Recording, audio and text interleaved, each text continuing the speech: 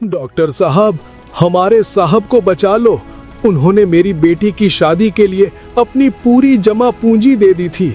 ऐसा नेक इंसान दोबारा नहीं मिलेगा। भगवान, राजवीर साहब की जान के बदले मेरी जान ले ले, पर उन्हें कुछ मत होने देना। उन्होंने हमें इंसाफ दिलाया है। जब गुंडों ने मेरा रिक्शा तोड़ दिया था, साहब ने खुद थाने में खड़े होकर केस लिखा था। बोले थे डरना मत, कानून जिंदा है। मम्मी, यही अंकल थे ना जिन्होंने मुझे स्कूल वापस भेजा था? हाँ बेटा, अगर ये नहीं होते तो तू आज किताब नहीं बर्तन उठा रही होती। साहब ने मेरे भाई को झूठे केस से छुड़ाया था। वो फरिश्ता है, फरिश्ता। हे प्रभु, ऐसे लोग बार बार पैदा नहीं होते, इसे बचा लो। राजवीर साहब जिंदाबाद। ईमानदारी का दूसरा नाम IPS राजवीर। शहर की सड़कों पर आज सन्नाटा नहीं बल्कि सिसकियां थीं। हजारों लोग उस शख्स के लिए दुआ कर रहे थे जिसने कभी अपनी वर्दी पर दाग नहीं लगने दिया। पर अफसोस, अस्पताल की दीवारें कुछ और ही कहानी कह रही थीं। आप चुप क्यों है?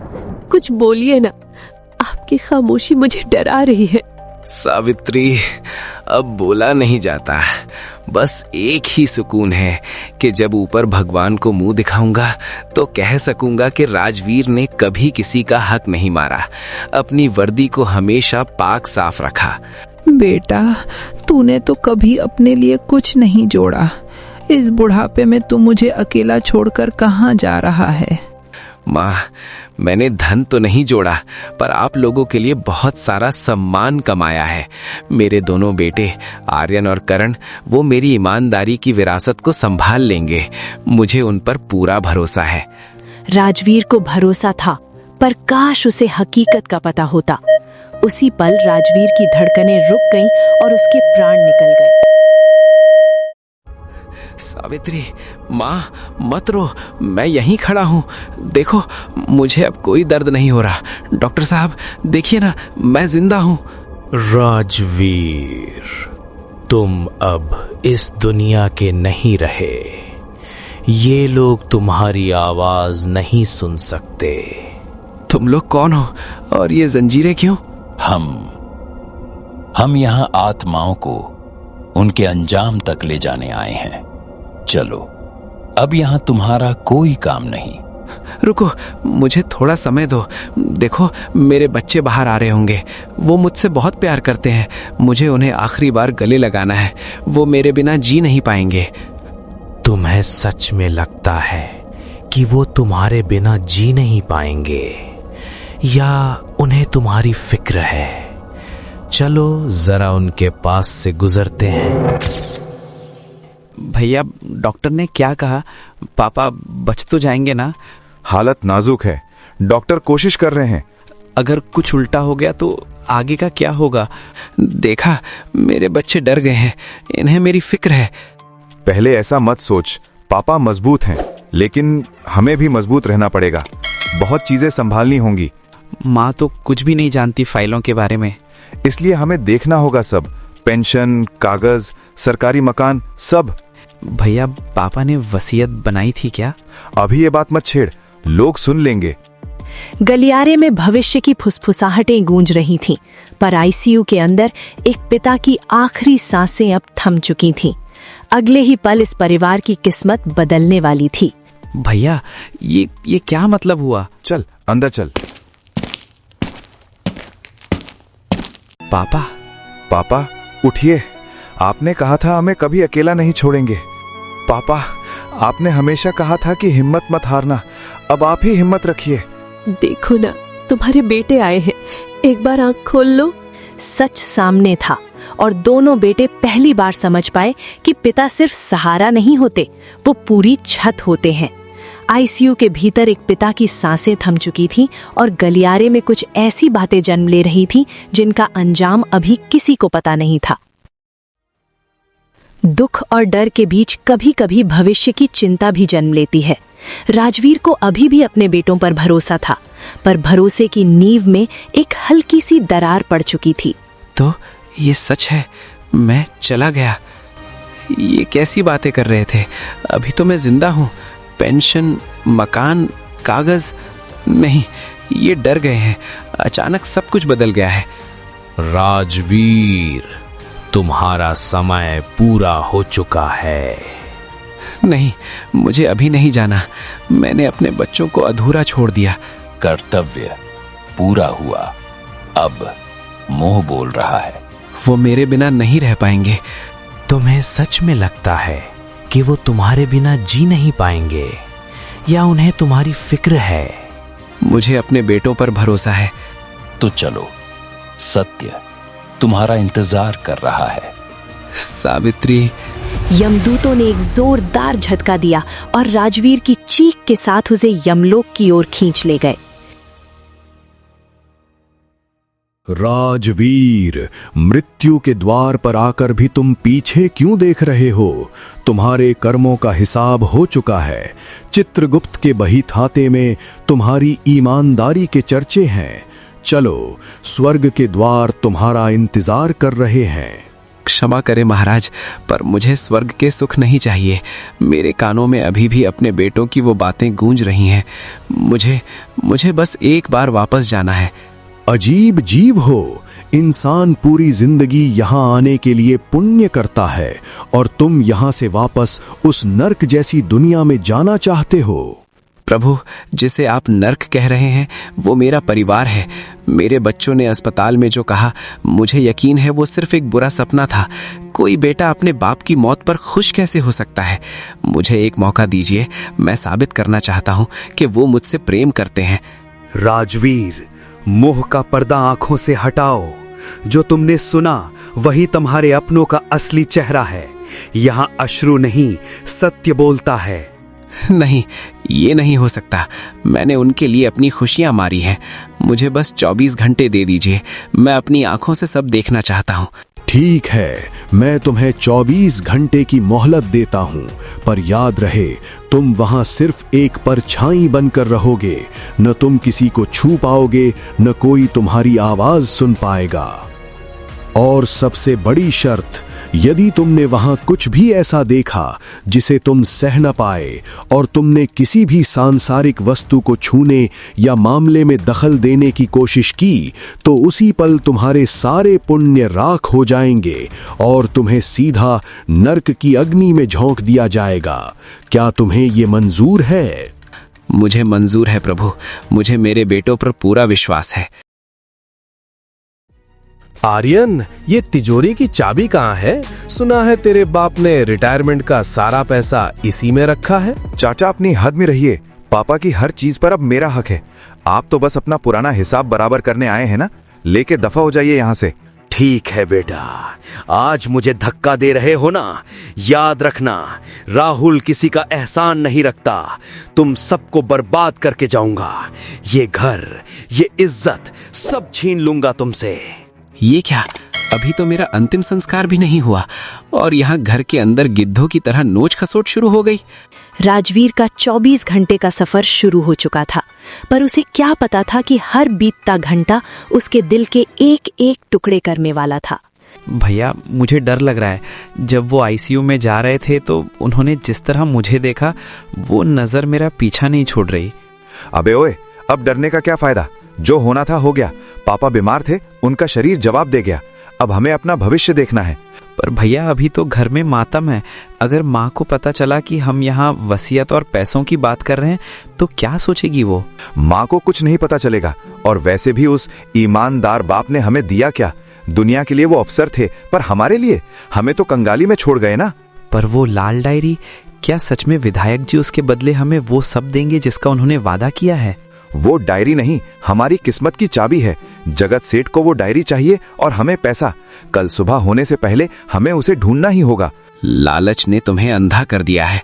मैंने तुम्हें काबिल बनाया और तुम मेरी मौत का सौदा करने चले हो। क्या मेरा प्यार इतना कमजोर था? लालच की धुंध में रिश्तों का कत्ल हो रहा था। राजवीर को लगा उसके बेटे सिर्फ भटक गए हैं। उस रात गुनाह और नशे के बोझ तले वो दोनों बेटे तो सो गए, पर उसे क्या पता था कि सुबह एक ऐसा खौफनाक राज खुलने वाला था जो उसकी रूह कंपा देगा।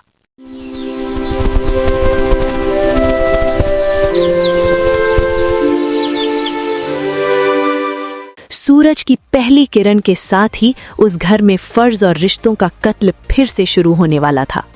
भैया ये ताला बहुत मजबूत है, बुढ़े ने इसमें जरूर कोई बड़ा खजाना छुपाया है, तभी तो इतना मजबूत ताला लगवाया।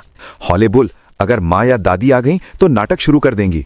मुझे तो पक्का यकीन है कि पापा ने वो पुश्तैनी जमीन के कागज भी यहीं रखे होंगे। आर्यन, ये क्या पागलपन है? उस अलमारी में कुछ नहीं है, सिर्फ मेरी वर्दी और तुम्हारी माँ के कुछ गहने हैं। उसे मत तोड़ो।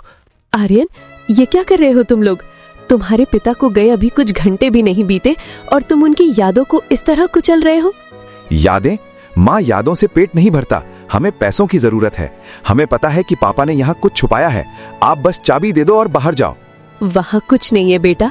तुम्हारे पिता ने जो कुछ कमाया तुम दोनों की पढ़ाई और इस घर में लगा दिया। उनकी ईमानदारी ही उनकी कमाई थी। ईमानदारी? माँ, उस ईमानदारी ने हमें दिया क्या? एक पुराना मकान और फटी हुई वर्दी। हमारे दोस्त बड़ी गाड़ियों में घूमते हैं और हम आज भी प्रमोशन और पेंशन की भीख मांग रहे हैं। आर्यन, तूने अपनी माँ पर हाथ उठाया। अगर चुपचाप चाबी नहीं दी तो इस घर से अभी बाहर निकाल दूंगा। अब यहाँ मेरा राज चलेगा, ये सब अब मेरा है। जलील इंसान अपनी माँ को धक्का देता है, मैं तुझे जान से मार दूंगा। सावधान राजवीर, अपनी शर्त याद करो। अगर तुमने उसे छुआ तो स्वर्ग के सारे द्वार बंद हो जाएंगे और नर्क की आग तुम्हारा इंतजार करेगी। क्या तुम एक नालायक बेटे के लिए अपने पुण्य जलाना चाहते हो?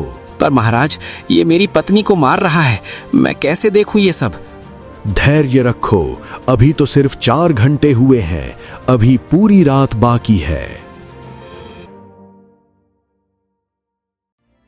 मिल गया खजाना। आर्यन ने लालच में डिब्बा खोला, पर उसे क्या पता था कि उस डिब्बे के अंदर जो था वो उनकी दुनिया उजाड़ने वाला था। इंसान जिसे अपनी जागीर समझता है, असल में वो उसके त्याग का बोझ होता है। अलमारी का ताला तो टूट गया था, पर अब जो सामने आने वाला था वो इन लालची आंखों के लिए किसी सदमे से कम नहीं था। ये क्या है?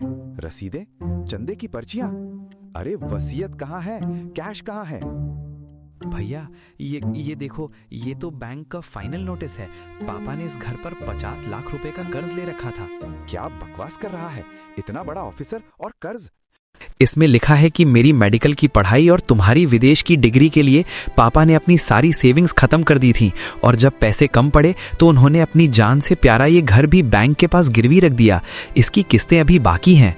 मैंने अपना पेट काट कर तुम्हें काबिल बनाया ताकि तुम सिर उठाकर जी सको, और तुम आज मेरी चिता की राख ठंडी होने से पहले ही मेरी विरासत मांग रहे हो। माँ, तुमने हमें क्यों नहीं बताया कि ये बुढ़ा हमें कंगाल करके गया है? हमें लगा ऑफिसर का बेटा होना गर्व की बात है, पर यहाँ तो सर पर 50 लाख का बोझ है। इससे अच्छा तो ये मरता ही नहीं, कम से कम पेंशन तो पूरी आती। पागल हो तुम। वो खुद पुराने जूते पहनता रहा ताकि तुम ब्रांडेड जूते पहन सको। ये घर तुम्हारी जागीर नहीं, उनके खून पसीने की आखिरी निशानी है।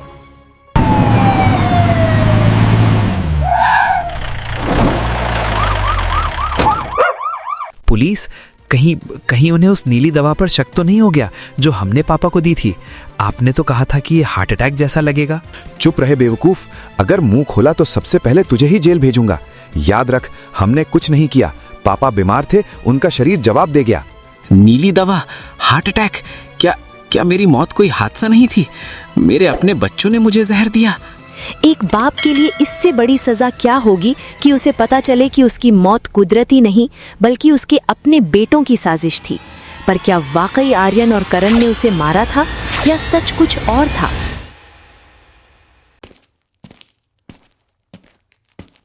इंस्पेक्टर साहब, आप, अभी तो पापा की चिता की राख भी ठंडी नहीं हुई। हम तो उनकी अस्थियां विसर्जित करने की तैयारी कर रहे थे। आप यहाँ इस वक्त? अस्थियां कहीं नहीं जाएंगी आर्यन, वो अब इस केस का सबसे बड़ा सबूत हैं। अस्पताल से राजवीर सर की फाइनल पोस्टमार्टम रिपोर्ट आ गई है। उनके खून में एक घातक केमिकल मिला है। ये मौत कुदरती नहीं, एक सोची समझी हत्या है। हत्या? ये क्या कह रहे हैं आप इंस्पेक्टर? राजवीर की जान किसी ने ली है? राजवीर सर की मौत हार्ट अटैक से नहीं बल्कि जहर से हुई है, और ये जहर किसी बाहरी दुश्मन ने नहीं बल्कि तुम्हारे इन दोनों बेटों ने मिलकर उन्हें दिया है। हत्या? नहीं इंस्पेक्टर, मेरे पति बीमार थे। मेरे बच्चों पर शक मत कीजिए, ये अपने बाप की जान नहीं ले सकते। आर्यन, तुम्हारी आंखों में पिता को खोने का दुख कम और किसी चीज के पकड़े जाने का डर ज्यादा क्यों दिख रहा है? इंस्पेक्टर साहब, आप कैसी बातें कर रहे हैं? हम तो सदमे में हैं। और तुम करण, उस रात जब राजवीर सर तड़प रहे थे, तुम डॉक्टर को बुलाने के बजाय रसोई में दूध का गिलास क्यों धो रहे थे? वो तो बस सफाई, मेरा मतलब है। सफाई या सबूत मिटाना? पोस्टमार्टम रिपोर्ट कह रही है कि राजवीर सर के शरीर में एक ऐसा जहर था जो सिर्फ नीली दवा के रूप में मिलता है। जहर? विक्रम बेटा, ये तुम क्या कह रहे हो? मेरे बच्चों पर शक मत करो। जहर मतलब मेरी मौत एक साजिश थी। विक्रम, किसने किया ये घिनौना काम?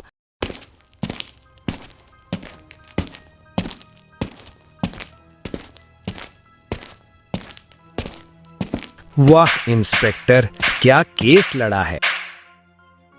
पर आप इन बच्चों को क्यों डरा रहे हैं? इन्होंने तो वही किया जो इनके भविष्य के लिए सही था। विधायक जी, आप यहाँ क्या कर रहे हैं? मैं तो बस ये देखने आया हूँ कि जो तोहफा मैंने इन लड़कों को दिया था उसका सही इस्तेमाल हुआ या नहीं। तोहफा? कैसा तोहफा? क्यों आर्यन, अपनी माँ को बताओ ना उस रात की कहानी, जब तुम मेरे पास आए थे और कहा था कि पापा हमें कंगाल कर रहे हैं, कुछ रास्ता निकालिए। और वो नीली शीशी जो मैंने तुम्हें दी थी, याद है मैंने क्या कहा था? 3 बूंद और तुम्हारी सारी गरीबी खत्म। अफसोस, राजवीर जैसा जांबाज ऑफिसर अपनों के ही हाथों मारा गया। क्यों आर्यन, क्यों करण? विधायक जी ने जैसा कहा था वैसा ही किया ना तुम दोनों ने। अब शरीफ मत बनो। जब तुम मेरे गोदाम में आए थे तब तो बड़े शेर बन रहे थे। ये देखो अपनी करतूत। देखो लड़कों, तुम्हारा बाप अब मेरी फाइलें कभी बंद नहीं करेगा। और याद रखना, जब तक वो जिंदा है तुम दोनों को उसकी जायदाद और पेंशन का 1 रुपया भी नहीं मिलेगा। पर विधायक जी, वो हमारे पिता हैं, हम ऐसा कैसे कर सकते हैं? पिता?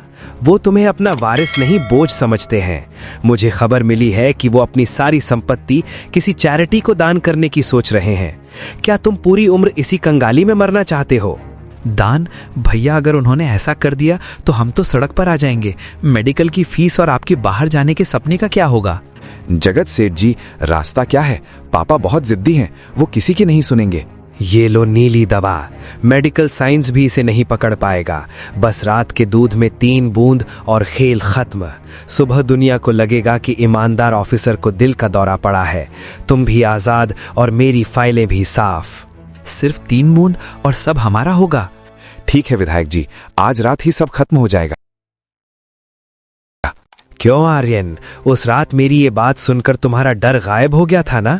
सिर्फ 3 बूंद और करोड़ों का मालिक बनने का सपना बहुत सस्ता सौदा था, है ना? चुप हो जाओ, चुप हो जाओ। मेरे बच्चे ऐसे नहीं हो सकते। आर्यन, बोलना कि ये झूठ बोल रहा है। विधायक जी, हमें बचा लीजिए। आपने तो कहा था कि किसी को शक नहीं होगा। हम तो वही कर रहे थे जो आपने सिखाया। तुमने सिर्फ उसे नहीं मारा, तुमने मेरी ममता और इस घर की हर ईंट का कत्ल कर दिया है। कातिलों! मैंने तुम्हें काबिल बनाया कि तुम दूसरों का हक दिला सको, पर तुमने तो मेरा ही हक छीन लिया। अपनी ही पिता की मौत पर अपना साम्राज्य खड़ा करना चाहा। धिक्कार है ऐसे खून पर। जगत सेठ, तूने मेरे बेटों के लालच का फायदा उठाकर उन्हें कातिल बना दिया। तूने मेरे ही बच्चों के हाथों मुझे जहर दिलवाया। सावित्री बहन, जो हुआ उसका मुझे बहुत दुख है। राजवीर मेरा दोस्त था, भले ही हमारे रास्ते अलग थे। देखो, पुलिस और ये केस कचहरी तुम्हें और तुम्हारे बच्चों को बर्बाद कर देगी। वो लाल डायरी मुझे दे दो। मैं वादा करता हूं कि तुम्हारे बेटों का नाम इस केस से साफ करवा दूंगा और तुम्हें इतना पैसा दूंगा कि तुम्हारी 7 पुश्तें चैन से जिएंगी।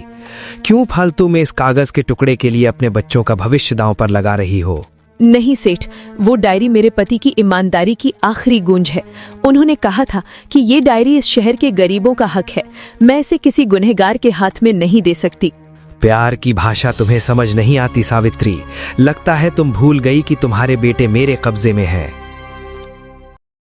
बहुत नाटक हो गया। अब अगर 1 सेकंड के अंदर वो डायरी मेरे हाथ में नहीं आई तो तेरे इस खानदान के चिराग को मैं अभी बुझा दूंगा। बोल, कहाँ है डायरी? नहीं, आर्यन को छोड़ दो। मैं देती हूँ। वो डायरी राजवीर की वर्दी में है। रुकिए।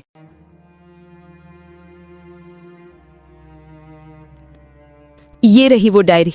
इसमें तुम्हारी बर्बादी का हर एक पन्ना दर्ज है। मेरे बेटे को छोड़ दो सेठ, मैं ये अमानत तुम्हारे हवाले करती हूँ। समझदारी इसी में है सावित्री। लाओ वो मौत का सामान मेरे हवाले कर दो।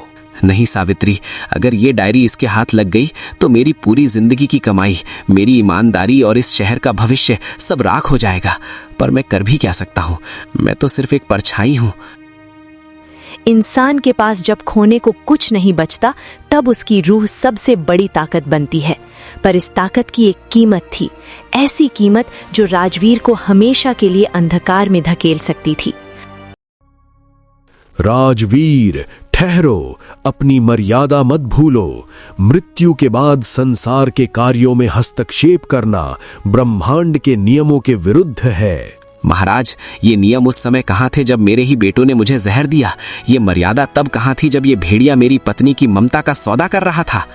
नियम अटल है राजवीर। अगर तुमने उस डायरी को छुआ तो तुम्हारे जीवन भर के संचित पुण्य अभी इसी क्षण राख हो जाएंगे। नर्क की अनंत अग्नि और खौफनाक अंधेरा तुम्हारा भाग्य होगा। क्या तुम अपनी मुक्ति का बलिदान दोगे? महाराज, मुक्ति वो नहीं जो स्वर्ग के सुखों में मिले, मुक्ति वो है जो अन्याय की बेड़ियों को काटते। मुझे नर्क मंजूर है प्रभु, पर अपनी आंखों के सामने इस अधर्म की जीत मंजूर नहीं। ये क्या हो रहा है? ये टीवी कैसे चल गया?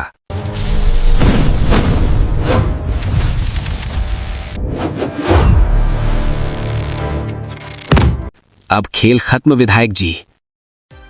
जगत सेठ, अपनी बंदूक नीचे डाल दो। तुम्हारे गुनाहों का लाइव टेलीकास्ट पूरे शहर के न्यूज चैनलों पर चल रहा है। तुमने एक शेर का शिकार किया था, अब पिंजरे में जाने के लिए तैयार हो जाओ। समीर, तुम्हें किसने बताया? अभी तो केस भी दर्ज नहीं हुआ। तुमने एक ईमानदार शेर का शिकार किया था जगत सेठ, पर तुम भूल गए कि शेर मरने के बाद भी अपनी विरासत छोड़ जाता है। राजवीर की ये लाल डायरी अब तुम्हारी मौत का वारंट है। इसे डिकोड करते ही इंटरनेट ने खुद ब खुद पुलिस हेडक्वार्टर को सिग्नल भेज दिया था।